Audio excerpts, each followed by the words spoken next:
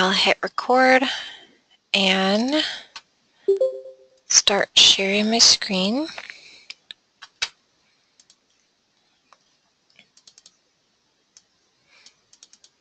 So let's talk about the PowerPoint this week.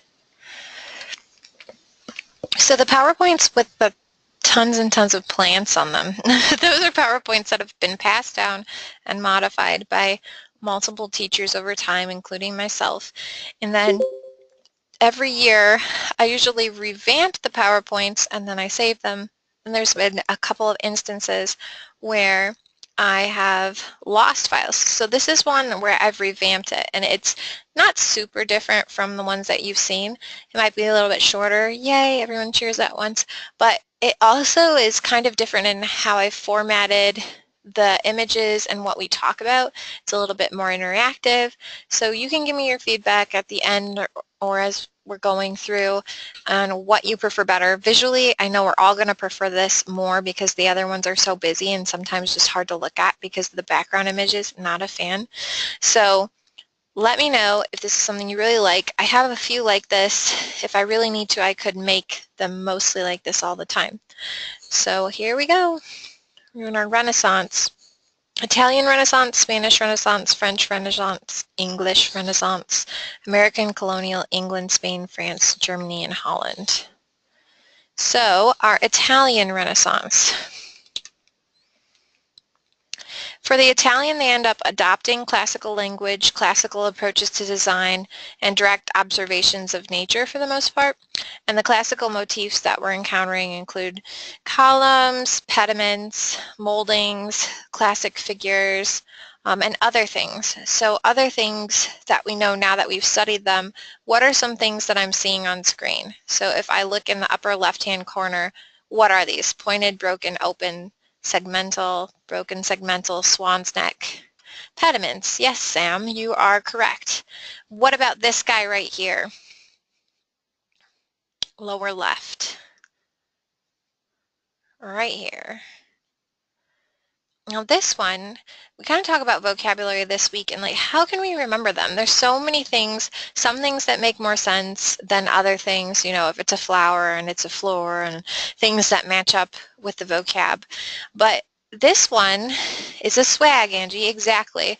And I like to remember it mostly if any of you have taken a materials class or if you've had any study working in window coverings, then we think of swag as one type of window covering that does resemble this. So I like to do the crossover between how we see it architecturally and also how we might see it somewhere else. And she's exactly right, that is a swag.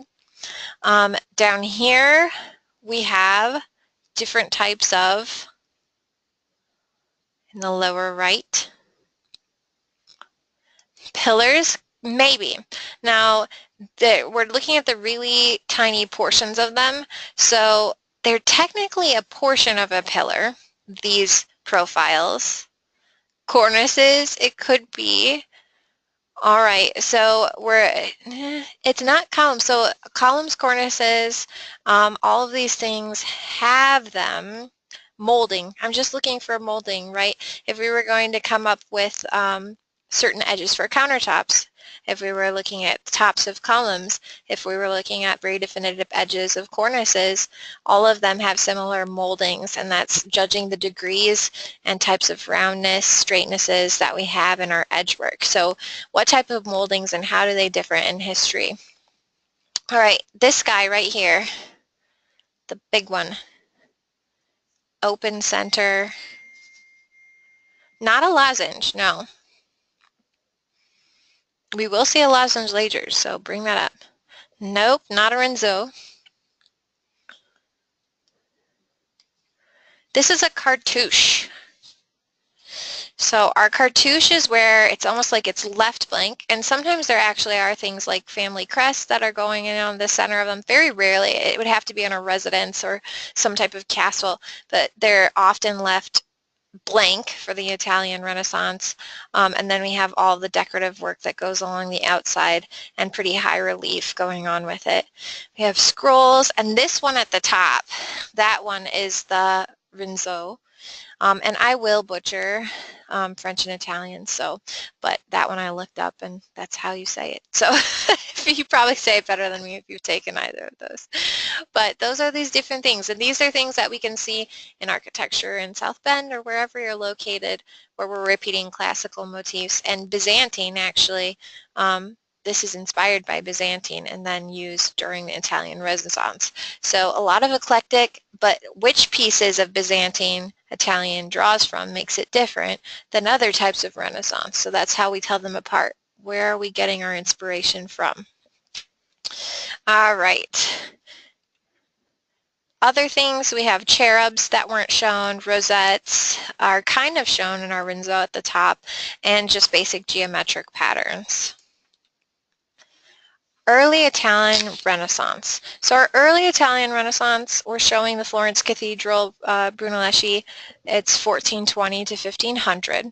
The early Renaissance structures, they look light visually because of their slender architectural elements. High Renaissance, in opposition to this, High Renaissance began to experiment with forms and elements, but only within the rules of classicism.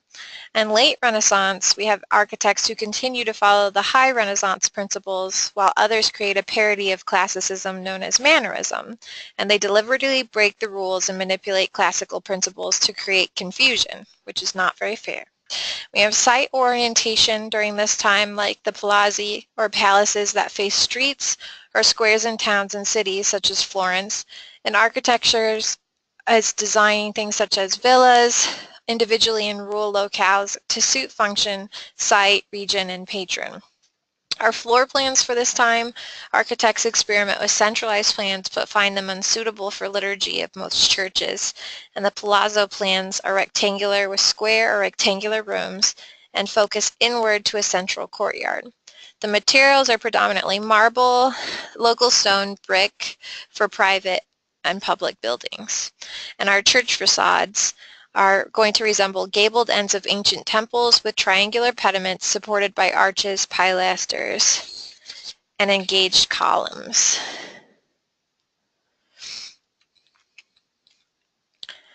How many of you guys know the story of this cathedral and making the dome?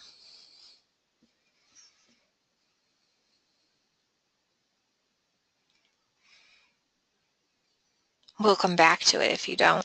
Is that the one that they had to keep adding, like, I don't know, like planks to walk on, like further out and further out? Yes, yes. Ooh. But like the whole story behind the competition, behind trying to figure out the dome and who won and all of that, we'll come back to it then. Let's skip ahead. I've got lots to talk about in so little time. So in here, without me telling you, can you name some things for our, oh, Heather, this is going to be you now, Tempietto by Bramante, that make it High Renaissance? What kind of architectural elements make this High Renaissance? Well, let's point at some things. What are these at the top here? The vertical supports. What are those called? Do we know? Doesn't have to be you, Heather. I'm just joking with you. I was trying to think of the name of the column. I think they're ionic columns, but These columns right here, she's saying she thinks that they're ionic columns. Let's keep that in mind. Who agrees with Heather that those are ionic columns? I don't think they look very ionic, but I thought that's what I read. Kind of like maybe a play on the ionic column, closest to the ionic column than Doric, or definitely not Corinthian. Right. What about, let's start up here. What are these? A baluster, and when we have it like running around all the way, we call it a balustrade, right? And then we have the ribbed dome at the top. The dome is a lower in its overall arc than some of the domes that still are quite pointed that we might have seen in more early Italian design. But for our High Renaissance, we still have the ribs of the dome that are clear on the exterior. A frieze. So we have the frieze that falls directly beneath our balustrade. It's a lot of restrained decoration, and his true belief, Bronte, was that we want to have a harmony and accord of all of the parts, nothing that could be added and nothing that could be removed. So we have almost this perfect symmetry. There's not, you know, a lot of decorative elements out here, and it's extremely balanced. Nothing could be added, nothing removed. And we might have some form of cartouche that's going on here at the central location. There's something really pleasing about this, and then we're going to see all the different elements where we're tying in the mathematical kind of Fibonacci-esque sequence through all of these things, the golden section in different ways. And we have Alberti, who's also writing at this time, and he ends up doing his complete architectural works, which outline different mathematical process, but they're all in the same vein, looking at circles and rectangles and dividing them into perfect quarters and halves.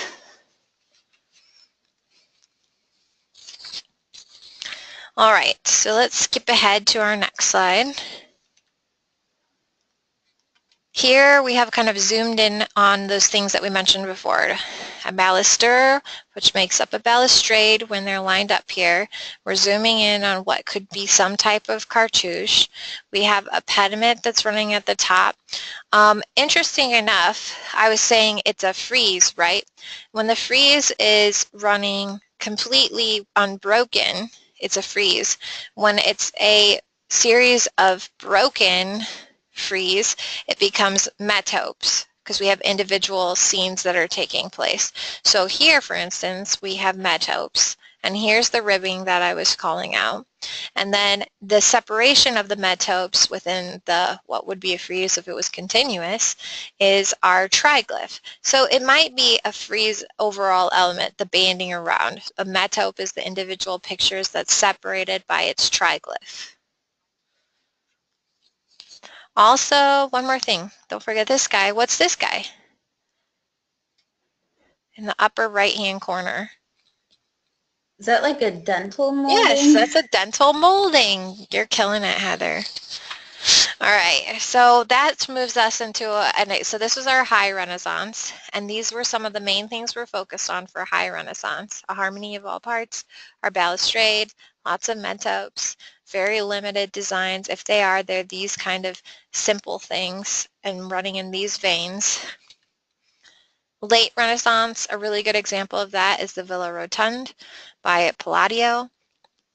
I think it was, is this who you said you were trying to do stuff off of, Sam, this week was Palladio? Yeah. Okay. Sam's going to tell you all about Palladio. She can come in whenever she wants to. So is this, did you use this building? I haven't checked anyone's homework yet. Yeah, I used the Villa Rotunda and a couple of other villas that are very similar to it to do mine. Awesome. All right, so we have a quartet plan. All right, Sam, let me ask you an obtuse question. So what does this plan remind you of from a previous week? I would say the cathedrals with the cross plans. And what did those remind you of from an even earlier week?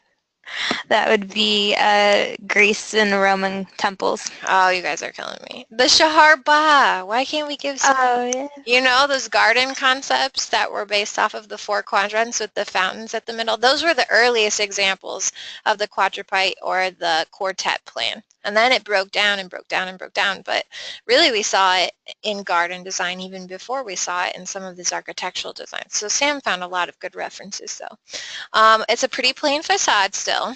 Not a lot of decorative elements. We do have some different dental work. That's always funny to say. That's going on the exterior. It's balanced on a central axis. So nice T-plan, right? It's just like the crosshairs of our CAD. It's lovely. And then we have our pediment red tiled roof up here and sculptural accents. And we'll talk about some different sculptural accents. These ones are mostly human in form, but as we progress on, we'll talk about grotesques and the difference between them and gargoyles in some of the later designs. These ones, so these columns are clearly what order? Ionic. Ionic. So these are ionic. The ones that Heather was pointing out as ionic before, I'm not so sure they're ionic, but I'm not sure they're they're Doric, nor that they're Corinthian. So they might be their own thing. That's kind of a more classic version of one, either Ionic or Doric, but that would be something we'd have to talk about. And then we also have a balustrade in certain portions of it, although it's not showing up. Let's see, it's like really subtle somewhere in here, and it's not a normal type of balustrade. I wonder if it's on the other side. And situated at the top of the hill, just outside of Vincenza, the Villa Capri is the Villa Rotunda. It's completely symmetrical plan with central circular hall. So here's our central circular hall. The building has a square plan with loggias on all four sides. Did you figure out what a loggia was, Sam? Yeah, it's a covered walkway. Yep, a covered walkway or a gallery or a room that's open on one or more sides. So these portions that are running exterior on all four sides. And really everything, he was really concerned with symmetry in the architecture, but as it relates to the surrounding landscape, there's an asymmetrical balance. So the landscape and even how the stairs lead out relative to each side in the landscape was meant to be asymmetrical so that it does balance out with so much internal symmetry.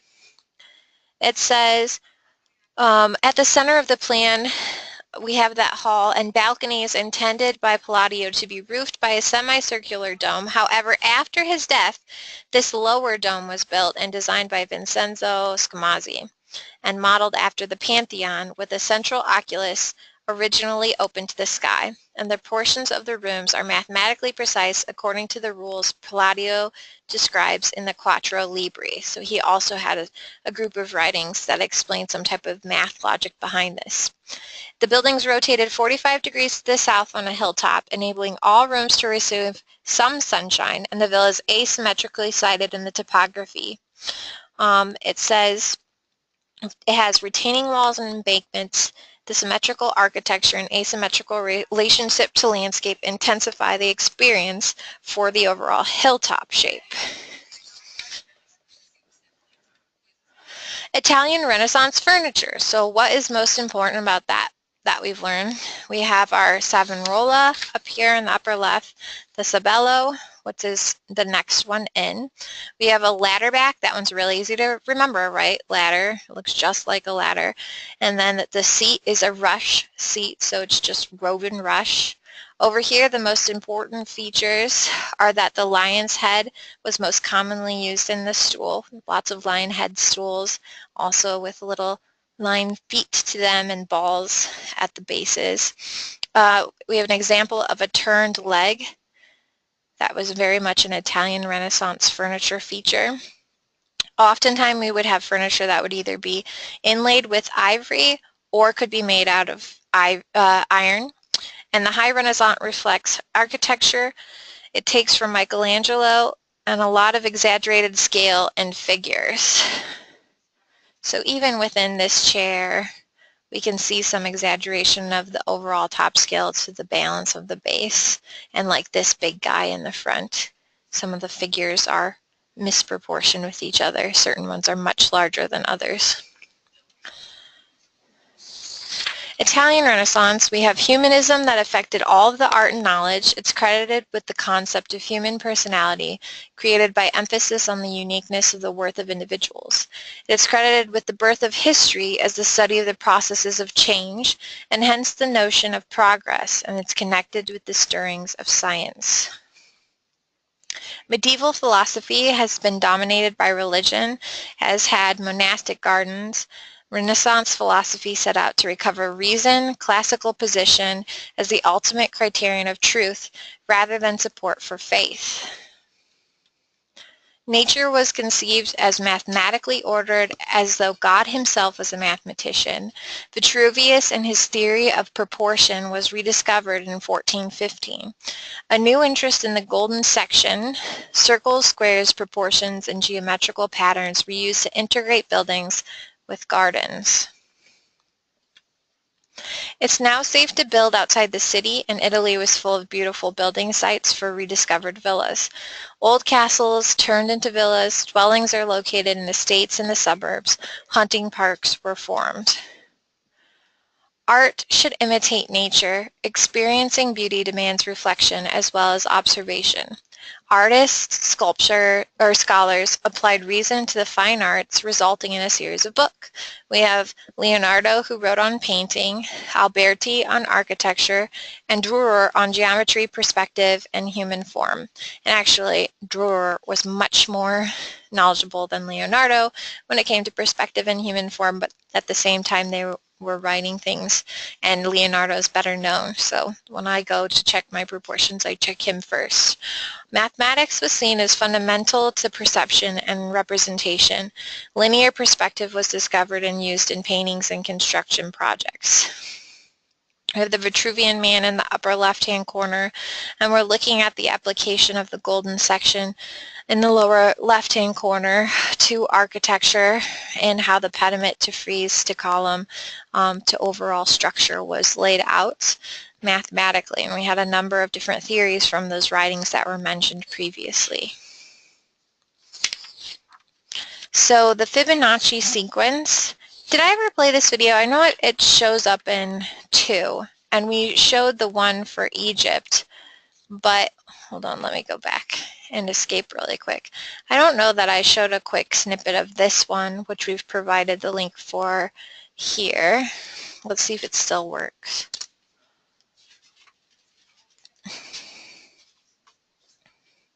So there's this one, and it relates to everything. It relates to nature, and as we saw, architecture, and then all these little things, flowers, honeycombs, spirals, snowflakes. How are things made at their very base that relates to the Fibonacci sequence? So let me see if I can get it to play. This one. I don't want to download anything though. All right, well, I'll let you try it in your, oh no, here it is. It just needed to go down further. And I'm not going to play the sound, but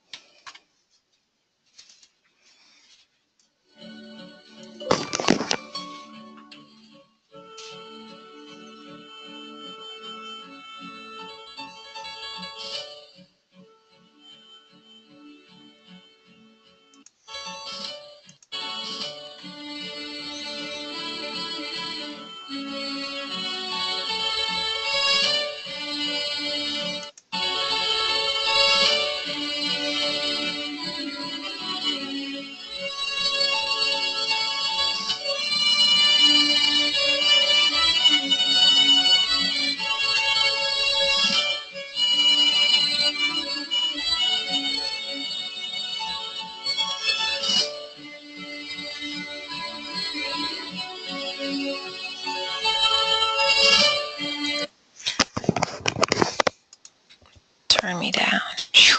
So as it continues on, it shows first the seashell, and then it shows our flower, and then after the flower it's going to show dragonflies, wings and eyes, and all these things mathematically are in equal proportions that are being repeated and factored out by either like a radial balance or they're being drawn in rectilinear fashion, but they're all the same mathematical process. So it's really intriguing how those things would be true and that they figured it out. All right. Homer and Ovid are back, neglected by medieval thinkers because of paganism. Greek myths become a source of inspiration for painting and garden sculpture. Alberti publishes the 10 Books in Architecture in 1452, which influenced the change in architecture and gardens, from the medieval inward-looking enclosure to the outward-looking villa. The Medici became the most powerful, wealthiest, politically powerful families in Florence, including Grand Dukes, popes, and a queen.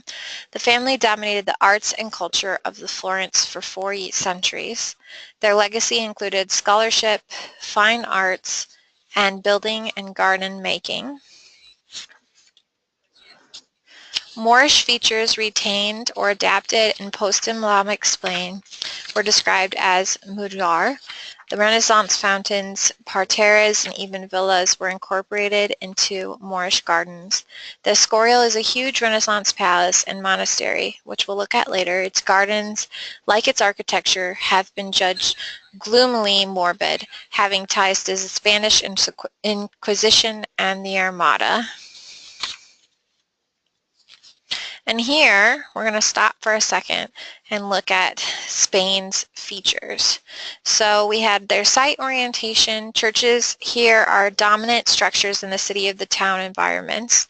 Public buildings and palaces might face squares or plazas, but it's not as much emphasis as our Italian Renaissance. Floor plans, most churches have Latin cross plans. Houses and palaces have centers on patios and courtyards for privacies. Rooms are generally open out to one or more outdoor spaces, and symmetry is not as important until the classical period in the 16th century. The materials are granite, limestone, sandstone, glazed ceramic tile, and brick. The facades have surfaces that are plain with little or no rustication until the classical period when rustication becomes a definitive characteristic. Ornamentation varies in form and intensity of motifs with style often reach the roof line. Roofs are flat or low-pitched, and many houses have corner towers to imitate it. So what am I looking at here? In the upper left-hand corner, what kind of arch do I have?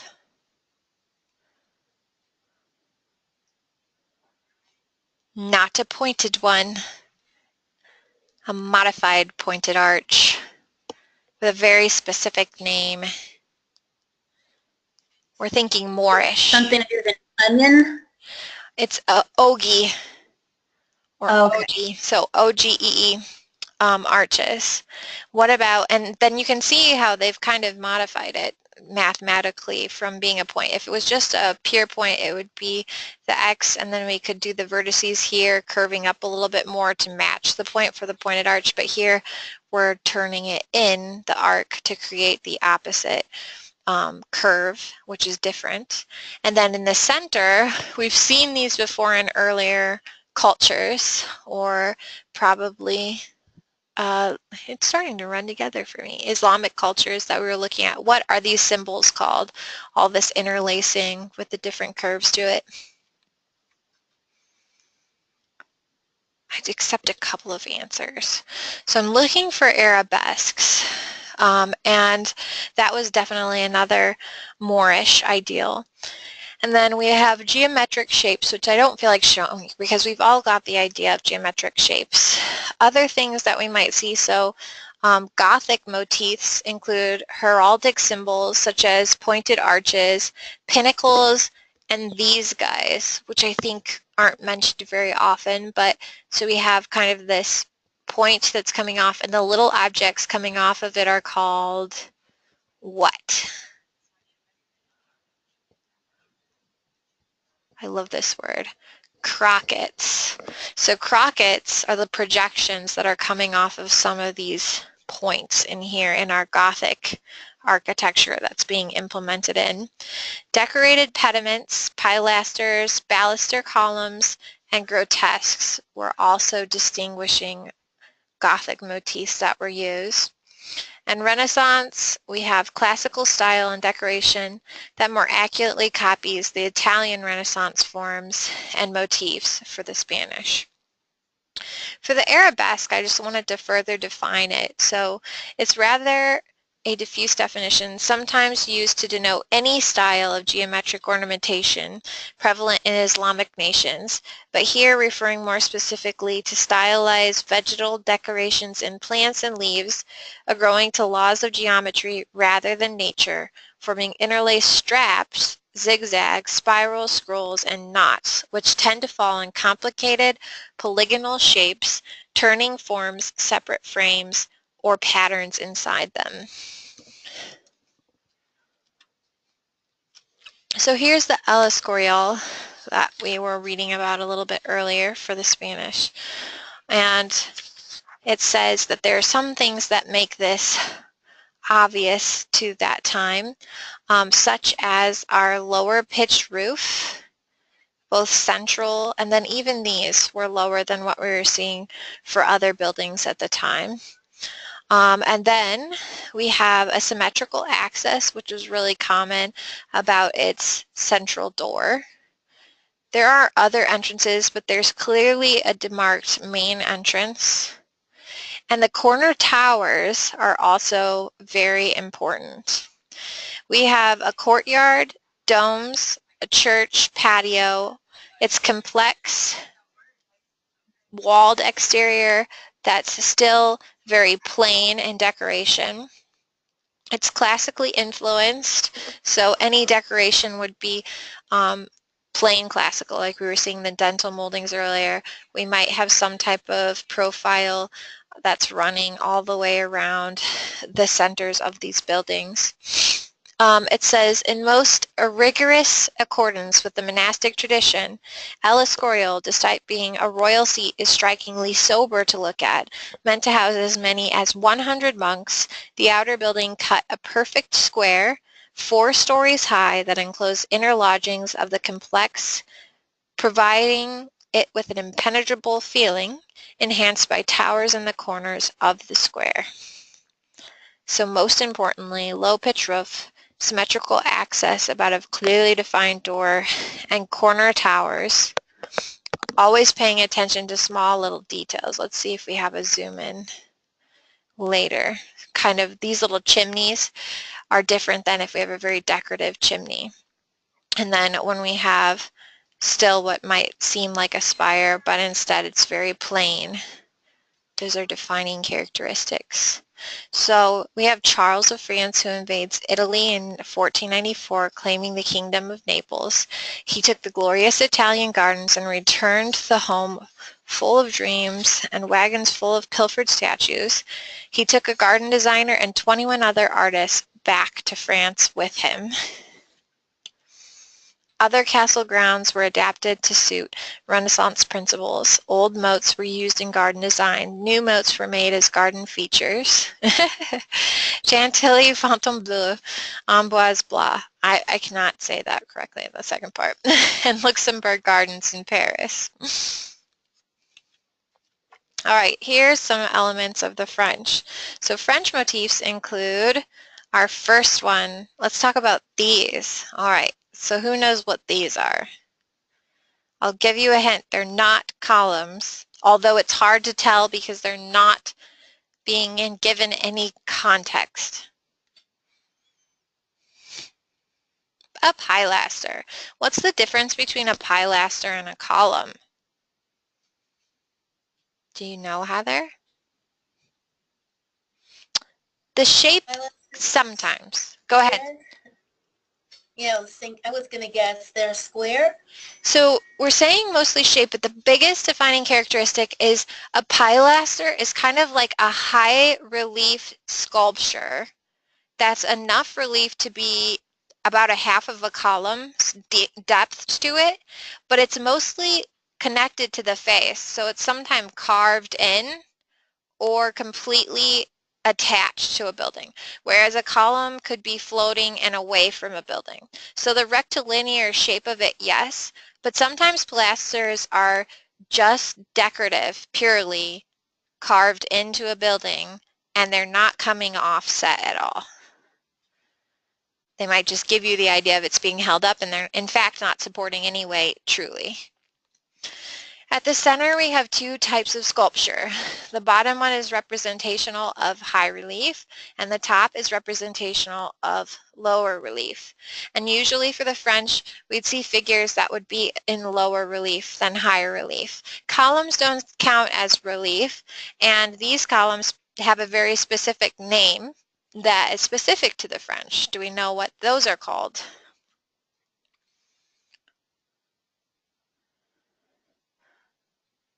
those are our caryatids. So they're human figures, mostly women, that are classical representations of women that are being supports, column supports. And then up here we said low relief, high relief. The high relief could be almost fully in the round at points. Like this guy, I could stick my arm around and behind him, and then it gets lower relief as it goes back to give it a lot of forward dimension.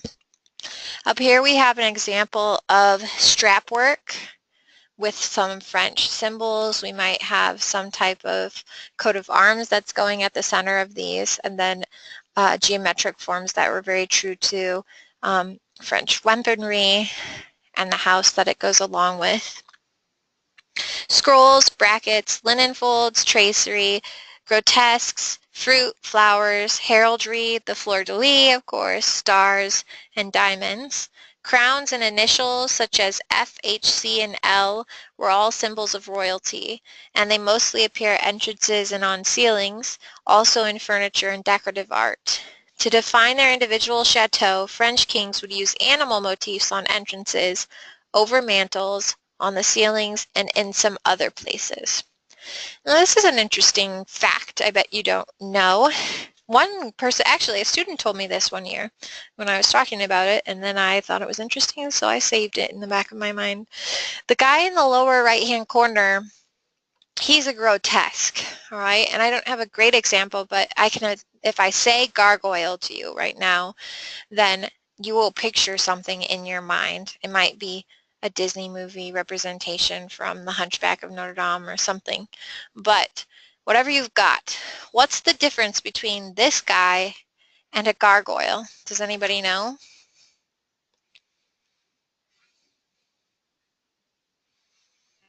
I don't know, but I would guess like gargoyles are, they're more of a column and he's more of a pilot. Okay, because the gargoyles come off more, like they project out at the sides more, and then this guy's closer up to the building and shaped into the wall more. That's what I'm thinking. That's a good guess. Now there's a reason why the gargoyles are projected more. Sam said wings, which in some cases could be true, but there might be a grotesque that's like more of a dragon looking thing that's kind of evil. The big difference is that a gargoyle is meant to in fact be a spout, and that's the main difference. So gargoyle is from the French word, which means it's G-A-G-O-U-I-L-L-E, gargoyle, or something, however you say that. And it means throat, and it also is from the verb to gargle. And so if you are looking at a building and you ignore what you're seeing, so you might see some evil things with wings that are closer to the building and they're not at the corners and they don't dispense water, then those things are still grotesque, whether they have wings or they look like dinosaurs and they're what you think a gargoyle is or not. If it's at the corner and it has a clear hole that's meant for diverting water away like a rain spout, that is a gargoyle. So those are the differences. And I didn't know until a student told me one year, and I looked it up and she was in fact correct. Now you know. All right, let's jump ahead. Show our Chateau de Chambord. Let's look at some features on here. These ones are really easy to remember, and they are very French. They're called roundels. The fact that they're round and has little pictures in them give them away. So roundels, round pictures, similar to our metopes, but sequestered off in their own little spheres, right? And then we have windows that are flanked by pilasters. Aha! I see this pilaster now. Look at this pilaster that's running around the length of the building.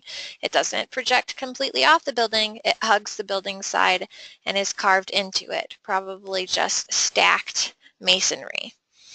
And then balustrades, chimneys, string courses. The string course is this right in here. I was calling it a profile earlier just to be simple, but a string course where it clearly runs all the way around horizontally the building and connects in at points with the pilaster. String courses are very French as well. They help temper the verticality of the building. So the more vertical it is, the more they try to add these in to pull it back down and balance it out. What is this? This in the red. A lozenge. That's a lozenge. Yes, they're diamond lozenges. We wanted to say it earlier and now we finally can. And then here we're showing something special. It's a pinnacle. That's what they're wanting to call it for the French definition of it. And next to it we have chimneys, and there's tons of chimneys. So we see the interchanging of pinnacles and chimneys, and the two being so high and so many of them, that's what is a clear defining feature of the Chateau de Chambord. And then here we can see a merlon, an embrasure, a parapet, and a corbel, which might have been implemented on the chimneys in spots or just extra architectural features at the corners. Hey, Allison. Yeah. The merlon and embrasure together, does that create a battlement, or is a battlement something different? I think you're right, actually.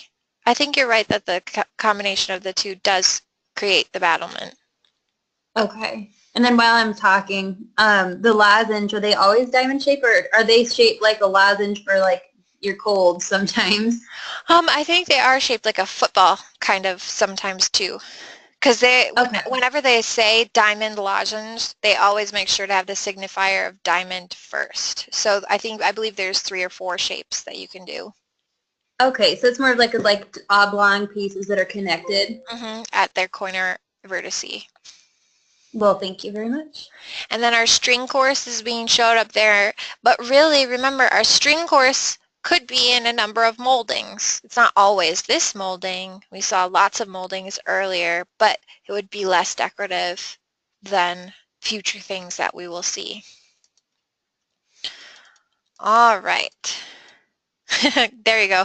Sam can be my spelling person because I sure cannot help you on any spelling. All right. Let me see if I've missed anything for this.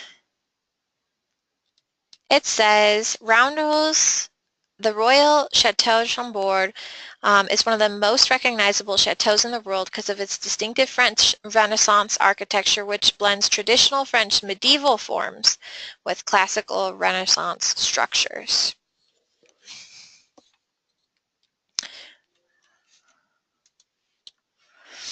Chambord has 440 rooms, 84 staircases, 365 fireplaces, and 800 sculpted capitals. And one of the architectural highlights is its ornate roof, and the feature that makes it so instantly recognizable. At a glance, the roof is symmetrical, but look closer and you will see it is not the case. Among the numerous towers, light wells, and decorative features, there are many variations left to right.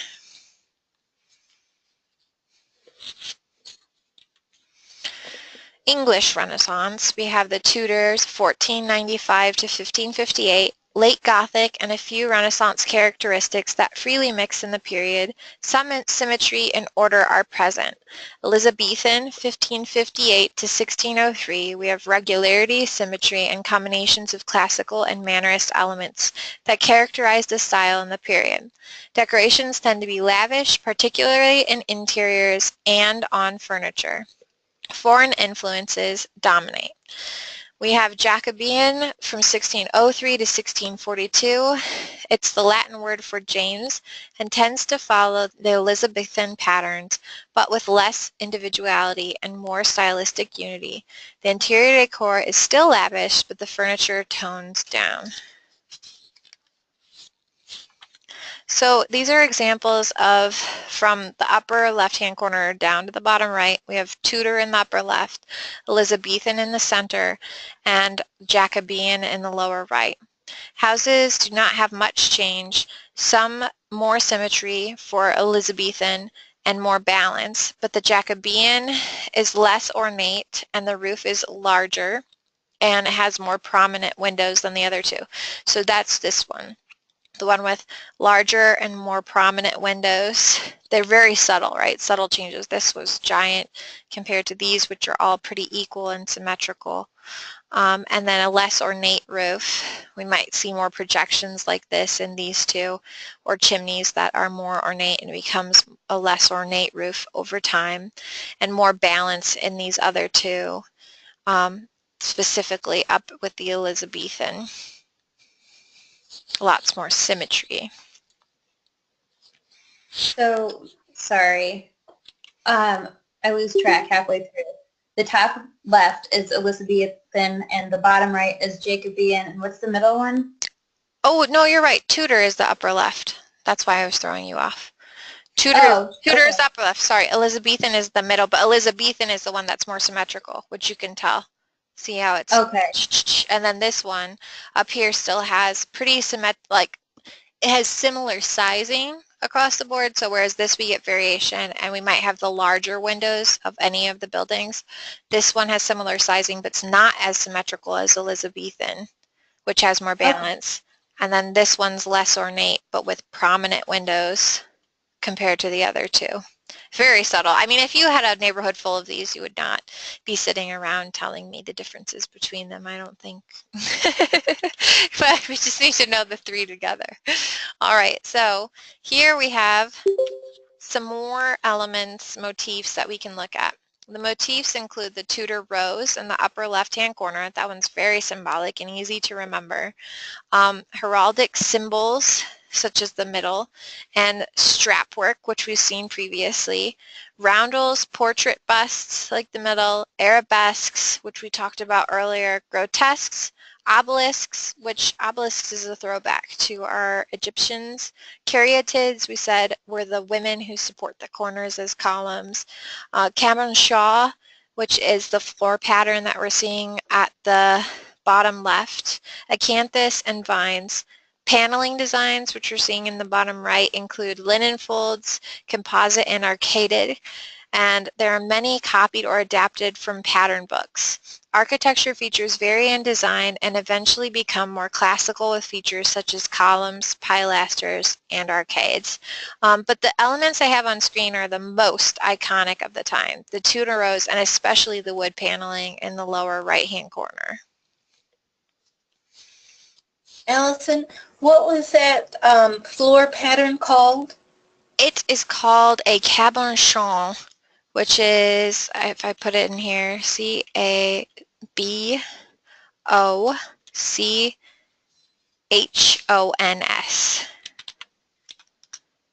Cabochon. Thank you. Click. Renaissance influences can also be found in many European countries: Portugal, Holland, Germany, Heidelberg, Scotland, the Czech Republic. And those are my sources.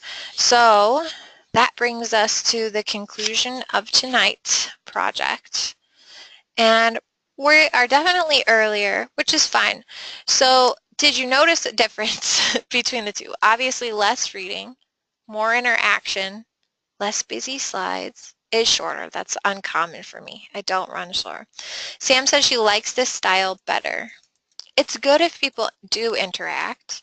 I think what I like about it, like labels. Labels are good. It's so much work, Heather. You are the label. But I can add labels. I think what makes it really good is side-by-side comparisons instead of slides that are far apart from each other. So like taking a time period and say, here's Italian, here's the most recognizable Italian Renaissance, High Renaissance. Here's a later version here, so on and so forth. So that's why I created these in replacement of the earlier ones. I just haven't had time in the few semesters I've taught to do all of them, or I've lost them. So there will be more like these. This upcoming week, I should have brought this up in CAD too, but I am going to be in Florida. And rather than carry my tablet with me, I plan on having a pre-recorded video that will be in replacement of me. So it might be kind of weird because I might grab a video from the previous semester, so I won't be talking to you and I won't just be talking at you. I'll be talking to other people, but it'll have to do for this week. It makes more sense. I'm going to be at an Airbnb on that day, and I've ran it in the past unsuccessfully from Florida where the internet cuts in and out and we have to cancel it and then I have nothing prepared. So I'd rather post the video. So I'll be doing the same for CAD, but CAD I'm going to record from scratch so that it aligns with the curriculum as I've made it this year, which is a lot better and more lenient. So be looking for that video. It might come earlier or it might just come on our normal Thursday.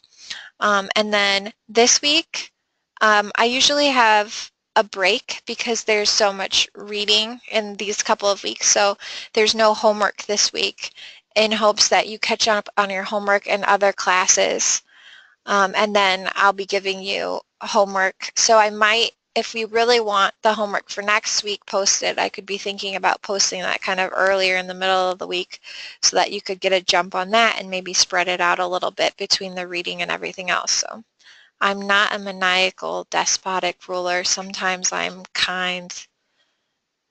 So you can enjoy your freedom, and that makes you less inclined to be mad at me for not being there in person.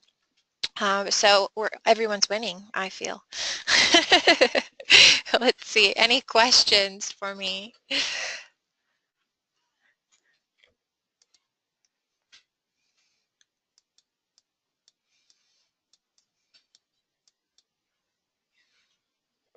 I have a question. Yeah, go ahead, Heather. Well, first of all, have fun in Florida, but the engaged columns versus pilasters versus columns. So now I know the difference between a column and a pilaster, but what is an engaged column? Because it kind of looks the same to me as a pilaster. Good question. You've got Google. No, I don't, I don't know, Heather. I don't know. Okay. Yeah, I'd have to know the Also, difference. Can It I might stay be, after class and talk to you for a minute? yeah, you can stay after. I feel like I know the Okay. answer. I just have to think about it for that question, though, the engaged column one. All right, let me scroll down in my chat. So you are all free to go now early. You don't have to stay around. Look for a video next week. No homework this week. And the reading, I should say, is your homework. Okay, so maybe I didn't make that clear and I'll post it, but that's it. No assignment, no any other work, because the reading is the homework in itself. It's long. So no written assignment, if that makes sense. But that should still alleviate a lot of time.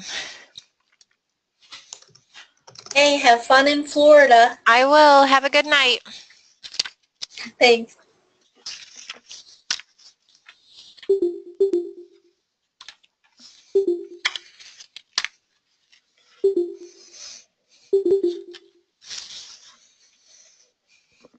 All right, Heather. They're slowly disappearing. Do you want to wait for everyone to be gone forever? Yes, this is a private conversation. You all have to leave. I'm just kidding. Bye, Sam.